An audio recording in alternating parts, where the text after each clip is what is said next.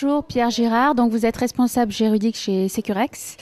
Donc vous êtes au cœur de l'actualité aujourd'hui législative et en matière de décret d'application de la loi du travail. Donc j'aimerais que vous nous expliquiez tout d'abord quels sont les derniers décrets qui ont été publiés et leur impact dans la gestion des ressources humaines. Et puis après, on va approfondir 2 ou 3 sujets qui me semblent un peu d'actualité intéressants pour la fonction RH.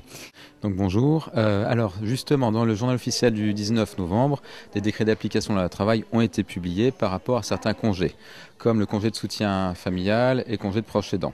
Donc le but, c'est justement de fixer les modalités pratiques d'application de mise en œuvre de ces congés par rapport justement à cette fameuse loi travail. Donc concrètement, nous avons les délais d'information de l'employeur qui ont été fixés par ces décrets, pour que le salarié puisse vraiment faire valoir ses droits à ses congés par rapport à sa situation personnelle. Alors les congés, les grandes nouveautés datent déjà de la loi travail de cet été, qui ont refixé notamment des modalités d'application plus simples pour le congé de proche aidant en rabaissant la durée d'ancienneté donc de 2 à 1 an. Là, le décret qui est sorti ce week-end dernier, c'est plus pour fixer vraiment les modalités pratiques d'information de l'employeur pour faire valoir ses droits. Voilà. C'est vraiment la loi travail qui a fixé les grands principes par rapport notamment au congé sabbatique, où là aussi, par exemple, le seuil pour refuser un congé sabbatique, le seuil d'entreprise a été rehaussé de 200 à 300 salariés. Ouais, donc, voilà par rapport à ces dernières nouveautés sur les congés. Pour moi, l'impact principal sera le droit à la déconnexion. C'est vraiment la grande nouveauté qui est mise en place. C'est imposé notamment pour le salarié en forfait jour, dans l'accord collectif, mais aussi d'une manière plus large pour tout ce qui est qualité de vie au travail. Chaque entreprise va devoir vraiment se positionner et prévoir soit un accord, soit une charte sur le droit à la déconnexion pour l'ensemble de ses salariés. Autre grosse nouveauté, ce sera donc un bulletin de paye simplifié pour notamment les entreprises de plus de 300 salariés, où là donc il faudra avoir un bulletin de paye clarifié avec des rubriques plus simples, des thèmes regroupés pour que le salarié ait une meilleure lisibilité de son bulletin de paye. La retenue à la source, là, en ce moment, fait l'objet de beaucoup d'échanges au sein des entreprises. Est-ce que cette mesure, ne risque-t-elle pas d'être ingérable pour la fonction RH en interne, pour bien faire comprendre aux salariés qu'ils ne perdent pas des droits et que c'est le calcul qui diffère? En effet, la grande crainte partagée par beaucoup d'entreprises, c'est que ce soit une charge administrative supplémentaire et lourde à gérer au quotidien.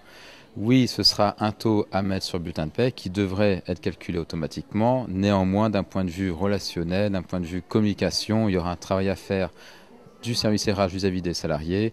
Et on sait très bien qu'au quotidien, s'il y a une question, le salarié ira voir naturellement son service RH. Donc oui, d'un point de vue purement administratif, une charge supplémentaire, puisqu'il faudra bien prélever l'argent et le verser au trésor.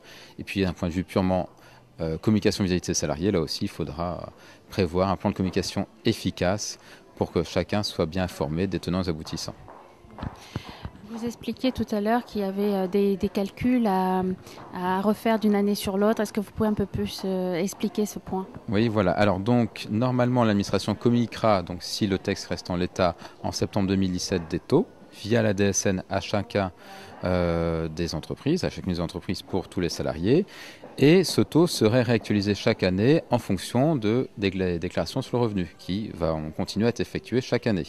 Donc en fonction de vos évolutions de salaire, le taux pourra être évalué, notamment à travers la déclaration de mai 2018 sur le revenu 2017.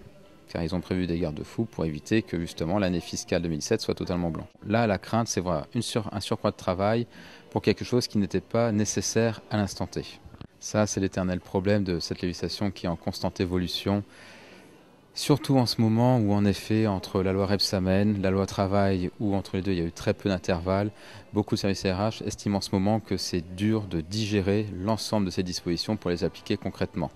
Donc, un manque de moyens, peut-être, mais c'est surtout un surcroît de texte en très peu de temps. Donc là, il y a vraiment une envie générale d'avoir quelques mois, je dirais, entre guillemets, de sérénité, le temps de pouvoir comprendre, digérer, appréhender tous ces derniers textes et pouvoir les mettre concrètement en œuvre. La loi est tellement en constante évolution, surtout en ce moment, que oui, une veille réglementaire est indispensable, car personne ne peut capter toute l'information en même temps. Il y a trop d'informations diffuses de part et d'autre. Donc oui, il est vraiment nécessaire de s'armer d'une veille réglementaire afin de pouvoir tout maîtriser et de ne pas laisser échapper une information qui serait capitale dans la gestion des RH.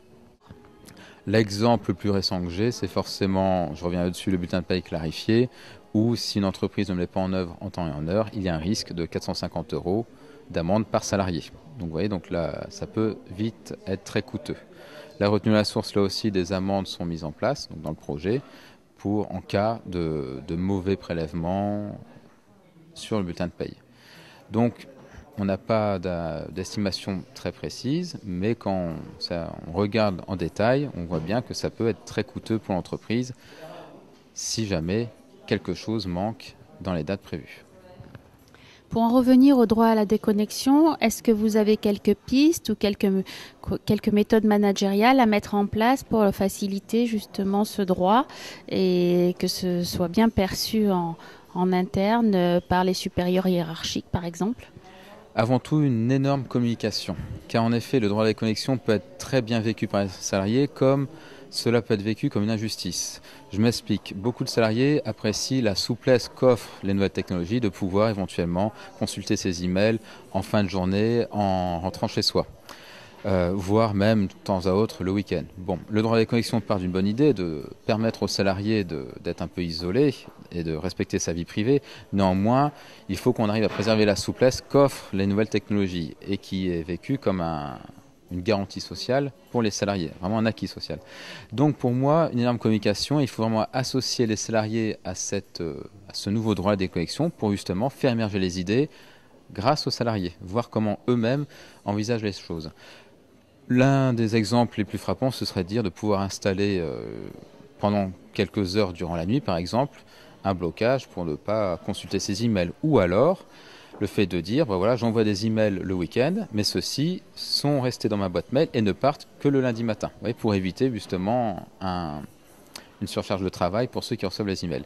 Donc voilà, ça peut être des pistes, mais avant tout, j'insiste lourdement là-dessus, il faut pour moi une communication avec les équipes pour que ce droit soit vraiment pris en main par tout le monde et pas imposé par la direction.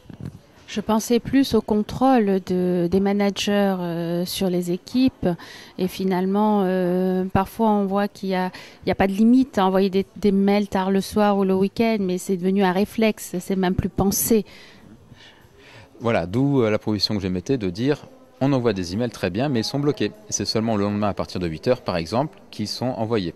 Ça peut être une piste concrète et facilement mise en œuvre. D'accord. Écoutez, je vous remercie. Bon séjour au top des RH. Merci à vous.